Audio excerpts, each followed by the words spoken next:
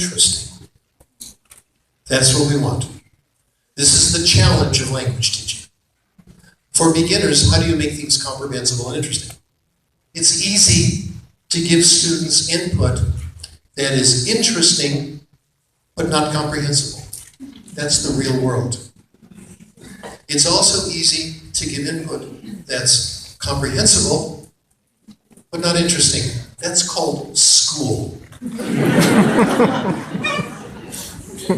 And my colleagues at the university have spent years providing us with lots of input that is neither comprehensible nor interesting, in my opinion. But I think it has to be more than interesting. If we want it to really count, it's not enough. Not just interesting. We want input to be super interesting. We want it to be compelling.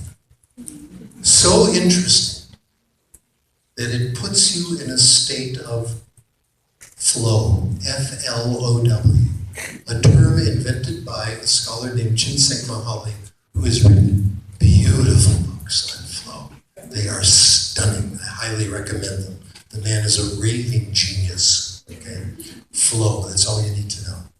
Let me tell you how I discovered this and the revolution it has caused in my thinking, all in the last few years. I have a former student named Christy Lau. Christy Lau, one of the things she does, and does very well, is she has a language center. This is in the San Francisco area, the Bay Area, and it's Mandarin enrichment. Children who come from the Mandarin-speaking areas, like most parts of China, and also Taiwan, sometimes Singapore, when they come to the United States, they acquire English rapidly and they forget the first language. This is a common phenomenon. And this is to help them keep their Mandarin. I've gone to her program, it's really nice. A lot of stories, books, role play, all the things we all agree are good pedagogy. There was one little boy who would have nothing to do with it. You always get one like this. We'll call him Jack. Jack, after a week in the class, wanted to quit. Okay, you want to quit? Fine. Christy said, good. Fine, Jack, nice to see you. But as you're leaving, I'd like to give you a present. She gave him a copy of a manga graphic novel book, The Tales of Afanti. The Tales of Afanti are very well known throughout the entire Chinese language world. They're wonderful, amusing stories. They're really good. He tried to read the book. He was kind of interested. And it was a little bit too hard for him, so he took it home and he asked his mom to read him the story in Mandarin. He loved it. He says, okay, Mom, how about another one? Right? Another one. Pretty soon, Mom was reading 5 stories a day. So Mom and Jack made a deal.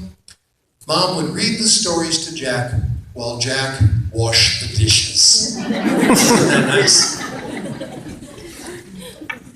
As long as they had Afanti books, Jack's Mandarin started to improve. When they ran out of Afanti books, it went into decline. I'll give you another case and come to a glorious conclusion.